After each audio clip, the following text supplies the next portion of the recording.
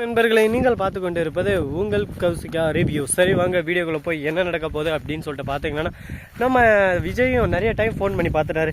என்னடா அது இவகிட்ட இருந்து ஒரு ரெஸ்பான்ஸும் வரல, என்ன ஆச்சு, நம்ம மேலே கோவத்தில் இருக்காளா இல்லை நம்மளை பிடிக்காம வெறுக்கிறாளா அப்படின்னு சொல்லிட்டு தெரியாமல் குழப்பத்தில் குழம்பி போயிட்டு இருக்காரு நம்ம தலைவன் விஜய். சரி ஓகே இதுக்கு மேலே ஆகாது அப்படின்னு சொல்லிட்டு சைலண்ட்டாக ஒரு பக்கம் ஃபோனை ஆஃப் பண்ணி வச்சிடறாரு. ஆனால் நம்ம மல்லி விடலைங்க. என்னன்னு பண்ணுறாங்க அப்படின்னு சொல்லிட்டு திரும்ப ஒரு மிஸ் கால் கொடுக்குறாங்க. ஏன்னா அவங்க அண்ணன் இருந்தார், அதனால் அந்த ஃபோனில் பேலன்ஸும் இல்லை. உடனே இவங்க ரிட்டன் ஃபோன் பண்ணுவாங்களான்னு சொல்லிட்டு பார்த்தா விஜய் ஃபோன் பண்ணாமல் இன்னொரு வேலை காட்டிடுறாரு. இவன் ஃபோனே எடுக்கல அப்படின்னு சொல்லிட்டு கோவத்திலே பார்த்துறாரு. நைட்டெல்லாம் வெண்பா தூங்க வேலைங்க.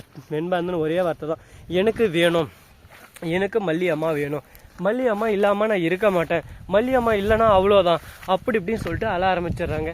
என்னடா பண்ணுறது, இது வம்பா போச்சு அப்படின்னு சொல்லிட்டு ரொம்பவே கவலைக்கிடமாக இருக்குங்க. ஏன்னா அந்த அளவுக்கு மல்லி பண்ணுறதால ரொம்பவே டூ மெச்சாக இருக்குது. ஏன்னு சொல்லிட்டு பார்த்தீங்கன்னா, எதுக்காக இந்த மாதிரி சின்ன குழந்தைய விட்டுட்டு போகணும்னு சொல்லுங்கள் பார்க்கலாம். தான் அண்ணங்கிட்ட சொல்லி புரிய வச்சுக்கலாம். அப்படி இல்லைன்னா இவரை கூட்டின்னு போயிட்டு அண்ணங்கிட்ட பேச வச்சுக்கலாம்.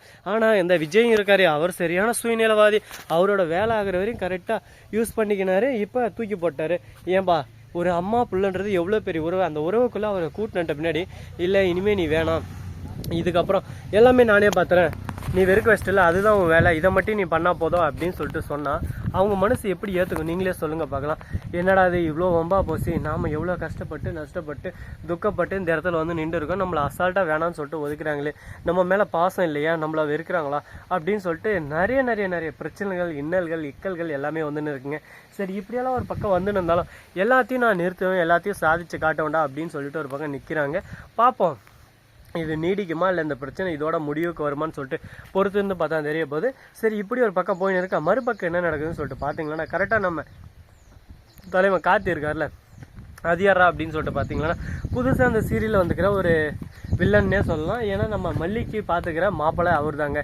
நம்ம தலைவன் சும்மா இருப்பாரா, பாபு வந்த உடனே பாபு சேட்டையை ஆரம்பிச்சிடுறாரு. எப்படியாவது மல்லியோட வாழ்க்கையை செட்டில்மெண்ட் பண்ணோம், இல்லைனா திரும்ப மல்லி வேணும், கிள்ளி வேணும், கள்ளி வேணும், கிள்ளி கொஞ்சம் கொத்தமல்லி மாதிரி அப்படின்னு சொல்லிட்டு கேட்பான்னு சொல்லிட்டு பிளான் பண்ணிடுறாரு. இதுக்கப்புறம் நம்ம மல்லியோட வாழ்க்கை எந்த பாதையில் போக போகுது. நம்ம விஜய் அங்கே வந்து நின்றுறாரு. விஜய் போய் பேசாமல் வெண்பா உள்ளே அனுப்பிச்சுடுறாரு. வெண்பா ஒரு டைம் பார்க்கணுமான்னு சொல்லிட்டு அவங்க அண்ணனும் இல்லை, அதனால் அவங்க அண்ணி தான் இருக்காங்க. போய் பேசுகிறாங்க. அம்மா ஏமா என்னை விட்டு வந்தீங்க அப்படின்னு சொல்லிட்டு கேட்க கண்ணு கலங்குது. ஒரு பக்கம் கண்ணு கலங்குதான் வந்து தான் போனதால அது மாதிரி ஒரு பக்கம் ஃபீலிங்காக தான் இருக்குது. என்ன பண்ணுறது, எல்லாத்தையும் ஒரு பக்கம் தாங்கி தான் ஆகணும். வாழ்க்கைன்னா 1000 கஷ்டம் நஷ்டம் துக்கம் துயரம் எல்லாமே வரும். எல்லாத்தையும் நாம தானே தாங்கிக்கிட்டு ஒரு பக்கம் அது எல்லாமே ஒரு பக்கம் ஏற்றுக்கிட்டு போய் ஆகணும். இல்லைன்னா வாழ்க்கை ஈஸி இல்லைப்பா, ஈஸி இல்லை, ரொம்ப கஷ்டம் அப்படின்ற ஒரு நிலவரத்தில் தான் போயின்னு இருக்குது. பார்ப்போம் இன்னும் என்னென்ன நடக்க போகுது, எது நடக்க போகுதுன்னு சொல்லிட்டு. எல்லாமே ஈஸியாக இருந்துட்டா வாழ்க்கையில் ஒரு சுவாரஸ்யன்றதே ஒன்று இருக்காதுங்க. கஷ்டப்பட்டால் தான் வாழ்க்கையில் சுவாரஸ்யன்றது ஒன்றுவே கிடைக்கும். பார்ப்போம் மேலே இதுக்கு ஒரு தீர்வு கிடைக்கும் அப்படின்னு சொல்லிட்டு நான் நம்புகிறேன். நீங்கள் என்ன நினைக்கிறீங்க மறக்காமல் கமெண்ட் செக்ஷனில் சொல்லிவிட்டு போங்க.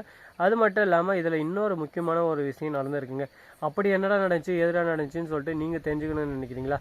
அதுக்கு நீங்கள் பண்ண வேண்டியது ஒரே விஷயம் தான். அது என்னடா அப்படின்னு சொல்லிட்டு பார்த்தீங்கன்னா, நம்ம சேனலை சப்ஸ்கிரைப் பண்ண நண்பர்கள் சப்ஸ்கிரைப் பண்ணுங்கள், லைக் பண்ணுங்கள், ஷேர் பண்ணுங்கள், டிங் பெல்லை தட்டி விட்டு போங்க. அப்போ தான் நான் போகிற அடுத்த வீடியோ உடனுக்குடன் வரும். மிக்க நன்றி. தேங்க்ஸ் ஃபார் வாட்சிங். டாடா, see you, நன்றி, வணக்கம்.